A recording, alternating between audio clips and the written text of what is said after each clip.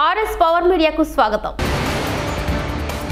కుంభమేళ విజయవంతం, సమిష్టి కృషికి నిదర్శనం ప్రధాని మోదీ. మా లక్ష్యం ఇదే, వాట్సాప్ గవర్నెన్స్ పై లోకేష్.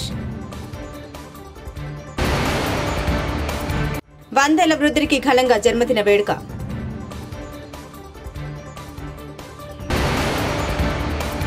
బెట్టింగ్ యాప్స్ ప్రమోట్ చేస్తే ఎవరిని వదలం, డీసీపీ స్ట్రాంగ్ వార్నింగ్. మంగళవారం ప్రధానమంత్రి నరేంద్ర మోదీ లోక్సభలో కుంభమేళ గురించి ప్రస్తావించారు. కుంభమేళ ద్వారా భారత వైభవాన్ని యావత్ ప్రపంచం వీక్షించిందని అన్నారు. ప్రయాగ్రాజ్లో కుంభమేళ విజయవంతంగా నిర్వహించడం సమిష్టి కృషికి అసలైన ఉదాహరణ అని వ్యాఖ్యానించారు. కుంభమేళ విజయవంతం చేసేందుకు ఎందరో తమ వంతు పాత్ర పోషించారు. ఆ కర్మ యోగులందరికీ నా ధన్యవాదాలని తెలిపారు. తెలుగు రాష్ట్రాల సెలబ్రిటీలు, యూట్యూబ్ ఇన్ఫ్లుయెన్సర్లపై కేసు నమోదు కావడం సంచలనంగా మారింది. బెట్టింగ్ యాప్స్ ప్రమోట్ చేయడంతో హైదరాబాద్ పంజాగుట్ట పోలీసులు నిన్న కేసు నమోదు చేశారు. విష్ణుప్రియ, సుప్రీత, ఇమ్రాన్ ఖాన్, హర్ష సాయి, రీతూ చౌదరి, టేస్టీ తేజతో సహా మొత్తం 11 మందిపై క్రిమినల్ కేసులు పెట్టారు. కాగా దీనిపై west zone DCP Vijay Kumar తాజాగా మీడియా సమావేశం నిర్వహించి సంచలన విషయాలు వెల్లడించారు. ఎట్టకేలకు 6వ ప్రయత్నంలో మాజీ ఎమ్మెల్యే గుమ్మడి నర్సయ్యకు అపాయింట్మెంట్ ఇచ్చిన CM Revanth Reddy.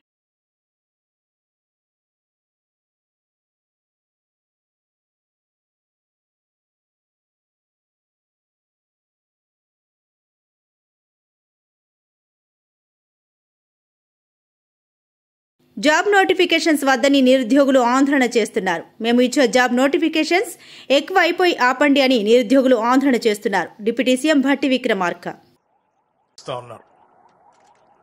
Public service commission ప్రక్షాళన ద్వారా క్యాలెండర్తో ఎప్పుడు పరీక్షల నోటిఫికేషన్లు వస్తూనే ఉన్నాయి. అది ఏ స్థాయికి వెళ్ళిందనంటే ఒకప్పుడు నోటిఫికేషన్లు కావాలని ధర్నాలు చేసే పరిస్థితి నుంచి నోటిఫికేషన్లు అన్నీ పెద్ద ఎత్తున వస్తూ ఉన్నాయి. ఒకదానికొకటి కొంత గ్యాప్ ఇవ్వండి, మాకు కొన్ని ఆపండి అని చెప్పి రాష్ట్రంలో ఉన్నటువంటి నిరుద్యోగ యువతి యువకులు ఆందోళన చేసే అంత స్థాయిలో ఈరోజు రాష్ట్ర ప్రభుత్వం నోటిఫికేషన్స్ ఇస్తా ఉంది. నీటి స్థాయి పడిపోయి భువనగిరి, నల్గొండ జిల్లాలో పంటలు ఎలాగో ఎండిపోయాయి. ఇప్పుడు తాగడానికి కూడా నీళ్లు దొరకడం లేదు. కోమటిరెడ్డి రాజగోపాల్ రెడ్డి. అందులో ఈ సమ్మర్లో అధ్యక్ష సడన్గా వాటర్ టేబుల్ పడిపోవడం వల్ల యాదాద్రి, నల్గొండ జిల్లాల చౌటుప్పల్, నారాయణపూర్ మండలాల్లో కలెక్టర్ గారితో మాట్లాడుతూ విపరీతంగా డౌన్ అయిపోయి సడన్గా రైతులతో పాటు ఎలాగో పంటలు ఎండిపోతున్న రైతులు ఇబ్బంది పడుతున్నారు. కానీ తాగేటందుకు కూడా నీళ్ళ ప్రాబ్లం. అయ్యా మాకు కరెంటు ఇవ్వండి. మా మిర్యాలగూడ నియోజకవర్గంలో కరెంటు సమస్య కూడా ఎక్కువగా ఉంది. భట్టి విక్రమార్క గారు కరెంటు అధికారులతో మాట్లాడి కరెంటు సమస్య లేకుండా చూడాలి. Congress MLA Bothula Lakshma Reddy. Rice mills మాకు ఎక్కువ ఉన్నాయి కాబట్టి కరెంటు ప్రాబ్లం పొద్దుగులు వస్తుంది. తమరి ద్వారా మన డిప్యూటీ సీఎం గారికి, హెల్త్ మినిస్టర్ గారికి కరెంటు పోకుండా కరెంటుకి సంబంధించిన అధికారులకి తెలియజేసి ఎక్కడ ఎలాంటి ఇబ్బంది లేకుండా చూడవలసిందిగా కోరుతూ, కాంగ్రెస్ కార్యకర్తల కోసం 6,000 కోట్లు ఇస్తా. మన వెంట తిరిగిన కార్యకర్తలకు 4 లక్షల వరకు స్వయం ఉపాధి పథకం కింద డబ్బులు ఇస్తాం. 2 నెలల్లో ఈ డబ్బులు ఇస్తా. దీంతో ప్రతి నియోజకవర్గంలో 4,000 నుండి 5,000 మందికి డబ్బులు వస్తాయి. సీఎం రేవంత్ రెడ్డి. మందిని మన చుట్టూతో ఉండి చదువుకున్న వాళ్ళు ఉండి చైతన్యం ఉండి అర్హత ఉన్న వాళ్లకు 50,000 నుంచి 4 లక్షల వరకు స్వయం ఉపాధి పథకం కింద నిధులు మంజూరు చేయించడానికి, అర్హత కలిగిన వాళ్ళకి మంజూరు చేయించడానికి ఈరోజు 6,000 కోట్ల రూపాయలు మీ చేతుల్లో రాబోయే 2 నెలల్లో పెడుతున్నాము. జూన్ 2 నాడు 5 లక్షల మంది లబ్ధిదారులను మనం ప్రకటించబోతున్నాము. ప్రతి నియోజకవర్గానికి 4 నుంచి 5,000 మంది మన ఎంబడి ఉండి అర్హత కలిగిన కార్యకర్తలు కానీ లేకపోతే గ్రామాలలో ఉండే నిరుద్యోగ యువకులు ఎంతమంది ఉంటారు? 2,000, 3,000 ఉండొచ్చు. వాళ్ళందరికీ మీరు పని కల్పించవచ్చు, ఉపాధి కల్పించవచ్చు. ప్రభుత్వ అధికారుల నిర్లక్ష్యం కారణంగా ప్రజలు రోగాల బారిన పడుతున్నారు. కొద్ది నెలల నుండి హైదరాబాద్లో దోమలు విపరీతంగా పెరిగి ప్రజలు మలేరియా, డెంగ్యూ లాంటి రోగాలతో బాధపడుతున్నారు. రోగులతో ప్రైవేట్ మరియు ప్రభుత్వ ఆసుపత్రులు నిండిపోయాయి. MIM MLA Kausar. Private hospital full हो चुके हैं.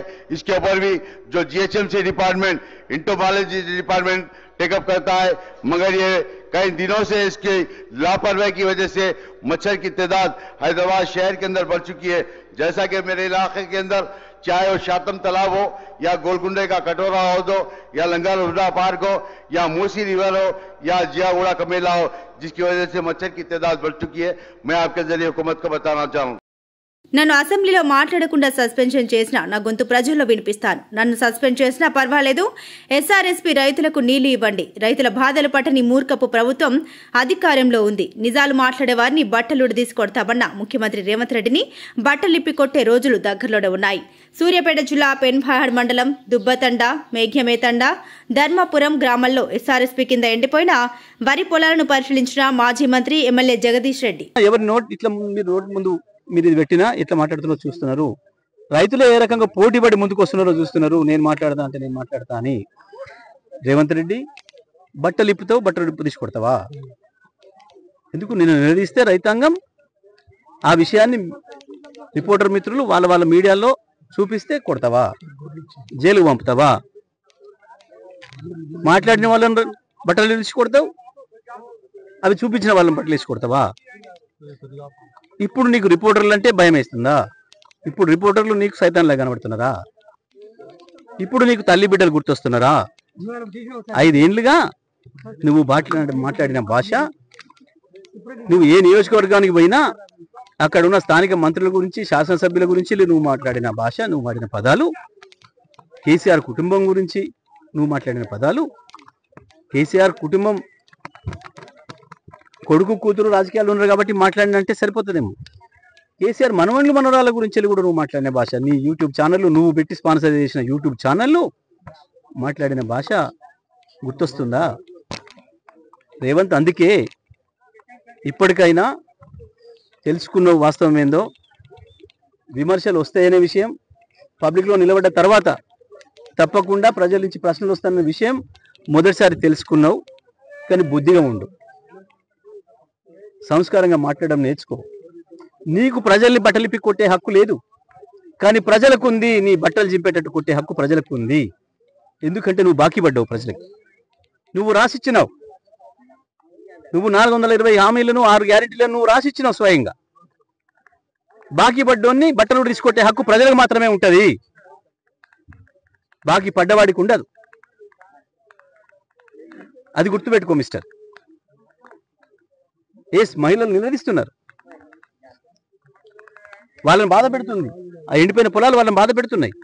వాళ్ళ కళ్ళ ముందట ఉన్న నీళ్లు పోతుంటే దేశానికి మొత్తం పాడు చేసింది సార్. పెట్టిన పెట్టుబడి ఎక్కడికి పోతుంది? ఎట్లా తీర్చాలి? రేపు తెచ్చినప్పుడు ఎట్లా తీర్చాలి?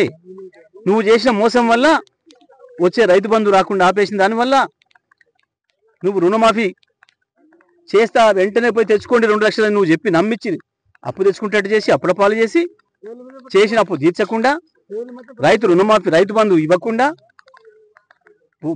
బోనస్ ఇస్తా అని చెప్పి ఒక బోగస్ మాట చెప్పి సన్నాలు వేసుకోమని చెప్పి అత్యంత ఖర్చు ఇబ్బందితో కూడుకున్నది అయినప్పటికీ నువ్వు ఇస్తానన్న బోనస్ ఆశపడి సన్నాలు పండించుకోవడానికి పొలాలు పెడితే ఈ పొలాలన్నీ సన్నవడ్ల పొలాలు, ఎండిపోయిన పొలాలన్నీ కూడా. ఎవడి దుర్మార్గం ఇది? నీది కాకపోతే నువ్వు తప్పు చేసి ప్రశ్నిస్తే నేను కొడతా, బట్టలు ఉడదీస్తా. నా ఇంట్లో బాధపడుతున్నారు. ఇంట్లో బాధపడుతుంటే పబ్లిక్లో రాకు, రాజీనామా చేసిపో, ఇంట్లో వండుకో. పబ్లిక్లో నిలబడి కాగితాలు ఇచ్చి, రాసిచ్చి, హామీలు ఇచ్చి, మోసం చేసి ఇలా నన్ను తిడుతున్నారు. మెచ్చుకునే పని చేస్తే మెచ్చుకుందరు. ఎందుకు ఇవాళ కేసీఆర్ని గుర్తు చేసుకుంటున్నారు మళ్ళీ ప్రజలు? పొరపాటు చేసినాం, తప్పు చేసినాం, అన్ని ఇచ్చినా కేసీఆర్ని వదులుకున్నాం, వీడేది ఎక్కిస్తున్నాడు అని చెప్పి వీనికే పోయినాం, వీడు నట్టేట ముంచిండు అని చెప్పి ముత్తుకుంటున్నారు రైతులు.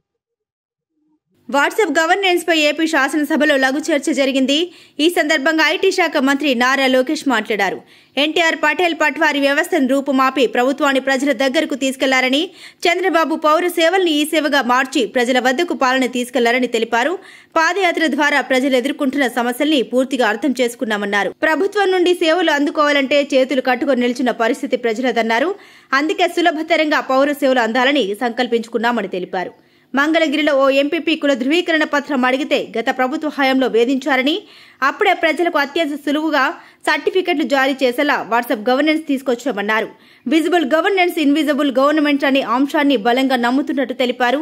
ఈ పౌర సేవల కోసం మళ్లీ ప్రత్యేకంగా మరో యాప్ కూడా అందరూ వినియోగించే వాట్సాప్ నే దీనికోసం వాడుకోవాలని భావించామన్నారు. 3 ఇన్క్యుబేషన్ సెంటర్స్ కూడా ఏర్పాటు చేస్తాం జరిగింది అధ్యక్ష. కానీ వాళ్ళు కొన్ని చిన్న అడ్మినిస్ట్రేటివ్ ఇష్యూస్ వాళ్ళు ఎదుర్కొన్నారు అధ్యక్ష. దాంట్లో భాగంగా ఏంటంటే వాళ్ళకున్న ఏదైతే ట్రస్ట్ ఉందో ఆ జ్యూరిస్డిక్షన్ ఒడిశాలో ఉండటం వల్ల వాళ్ళు అన్నిటికీ బ్యాంక్ కానీ రుసుములు కానీ అన్ని మళ్ళీ ఒడిశా బ్యాంక్ సర్కిల్లో ఉండటం వల్ల ఫండ్స్ సకాలం వాళ్ళకి రాలేదు అధ్యక్ష. రెండో వాళ్ళు కోరేది ఏంటంటే ఇంకెక్కువ డెవలప్ చేసేదానికి CUTM AP కింద స్పాన్సరింగ్ బాడీ కింద ఏర్పాటు చేయమని వాళ్ళు కోరుతున్నారు. సో దట్ లోకల్గానే ఈజీగా ఉంటుందని. ఇంకో పక్కన ఇన్కమ్ ట్యాక్స్ జ్యూరిస్డిక్షన్ కూడా గుడ్ ప్రాక్టీస్ కింద CUTM AP కింద ఉంటే, అంటే ఆంధ్రప్రదేశ్ బేస్డ్ ట్రస్ట్గా ఉంటే బాగుంటుందని వాళ్ళు అడిగారు అధ్యక్ష. దాంట్లో భాగంగా ఎందుకంటే ఎప్పుడు ఒక కొత్త యూనివర్సిటీ తీసుకొచ్చినా సవరణలు చేయాలన్నా అది శాసనసభకి శాసన మండలికి అంటే చట్టసభలకి అధికారం ఉంది అధ్యక్ష. అందుకే ఈ అమెండ్మెంట్ ప్రతిపాదిస్తాం జరుగుతుంది. ఫారిన్ యూనివర్సిటీస్, ఎందుకంటే కేంద్ర ప్రభుత్వం ఫారిన్ యూనివర్సిటీస్ పెద్ద ఎత్తున ప్రోత్సహిస్తుంది. వాళ్ళ చేత ఇక్కడ క్యాంపస్లు పెడితే బాగుంటుందని చెప్పడం జరుగుతుంది. వాళ్ళకి ప్రత్యేకంగా మీరు ఏమైనా చేస్తున్నారా, యాక్ట్లో ఏమైనా సవరణలు తీసుకొస్తున్నారా అని అడుగుతాం జరిగింది అధ్యక్ష. 2016లో ఈ ప్రైవేట్ యూనివర్సిటీస్ చట్టం తీసుకొస్తాం జరిగింది. గత ప్రభుత్వం దీనికి 5 సవరణలు చేసింది అధ్యక్ష. ఆ సవరణలు నిన్న నేను ఒక ప్రశ్నకి ప్రిపేర్ అయ్యే సమయానికి నేను చదివితే అధ్యక్ష, మనం చేసిన చట్టాలు UGC గైడ్ లైన్స్కి విరుద్ధంగా ఉంది. అంటే వాళ్ళు ఏం చెప్పారంటే ఈరోజు గ్రీన్ఫీల్డ్ యూనివర్సిటీ ఏర్పాటు చేయాలంటే టాప్ 100 గ్లోబల్ యూనివర్సిటీస్తో జాయింట్ డిగ్రీ ఉండాలి అని చెప్తాం జరిగింది. కానీ UGC ఏమంటుందంటే జాయింట్ డిగ్రీ ఇవ్వాలంటే మినిమం ఇన్ని సంవత్సరాలు ఆ యూనివర్సిటీ ఆపరేషన్లో ఉండాలి, ఇన్ని ఇయర్స్ అయి ఉండాలని చెప్తుంది. అంటే we're in conflict with UGC. So నేను మొన్న కూడా కౌన్సిల్లో చెప్పాను, ఆ చట్టాన్ని మనం సవరణ చేయాలి, కానీ కొంచెం డీటెయిల్డ్గా చేద్దాం. అంటే హడావుడిగా చేస్తే మళ్ళీ పొరపాట్లు చేస్తాం. కొంచెం డీటెయిల్డ్గా చేసి ఆ చట్టాలని సవరిస్తాం జరుగుతుంది. దాంట్లో ఎలాంటి సందేహం లేదు. పెద్దలన్నట్టు పెద్ద ఎత్తున యూనివర్సిటీస్ మనం ప్రోత్సహించాలి. అంటే మేమందరం ముద్దుగా తాతయ్య అంటాం. సో బుచ్చయ్య తాతయ్య చెప్పింది ఏంటంటే చట్టాలు మేము సవరించాలి, దాంట్లో ఎలాంటి డౌట్ లేదు. ఫారిన్ యూనివర్సిటీస్ మనం ఇక్కడ ప్రోత్సహించాలి. అంతేకాకుండా మన దేశంలోనే ఒక అద్భుతమైన ఇన్స్టిట్యూషన్స్ ఉన్నాయి. ఒక ఉదాహరణ బిట్స్. ఈరోజు అధ్యక్ష నిన్నే క్యాబినెట్ మీటింగ్లో బిట్స్ అమరావతిలో ఏర్పాటు చేసేందుకు 70 ఎకరాలు క్యాబినెట్ కూడా ఆమోదం తెలిపింది అధ్యక్ష. బిట్స్ ఆంధ్ర రాష్ట్రానికి వస్తుంది. అంతేకాకుండా అధ్యక్ష సార్ కోరికలు పెంచుతున్నారు, ఆగండి సార్, పూర్తి చేస్తా. బిట్స్ తీసుకొచ్చి వైఎస్ఆర్సీపీ అధినేత మాజీ సీఎం వైఎస్ జగన్మోహన్ రెడ్డి బాపట్ల జిల్లా మేదరమెట్లకు బయలుదేరి వెళ్లారు. ఈ పర్యటనలో భాగంగా ఎంపీ వైవి సుబ్బారెడ్డి తల్లి పిచ్చమ్మ పార్థివ దేహానికి నివాళులర్పించారు. వైఎస్ జగన్ వైవి సుబ్బారెడ్డి కుటుంబ సభ్యుల్ని పరామర్శించారు జగన్.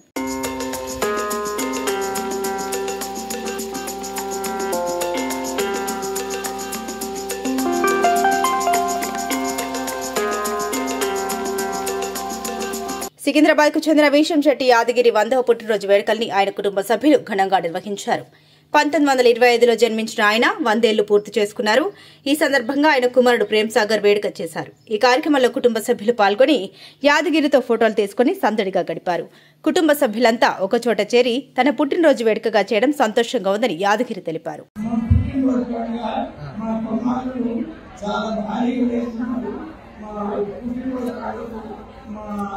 బంధువులు, మా స్నేహితులు, తమ్ముళ్ళు,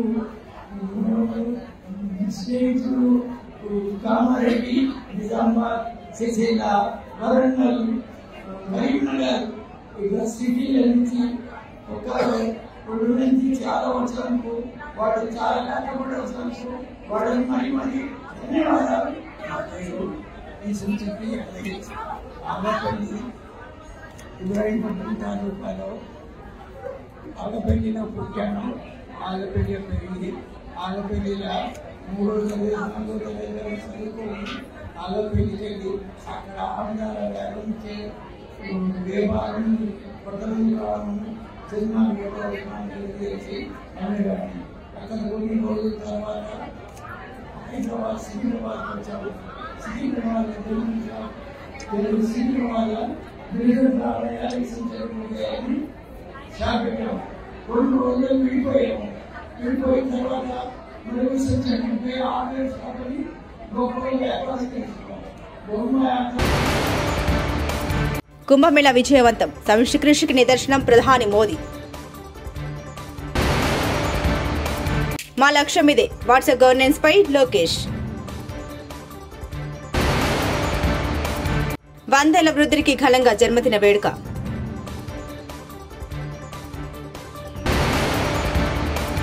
బెట్టింగ్ యాప్స్ ప్రమోట్ చేస్తే ఎవరిని వదలం, డీసీపీ స్ట్రాంగ్ వార్నింగ్. మరిన్ని న్యూస్ కోసం చూస్తూనండి RS పవర్ మీడియా.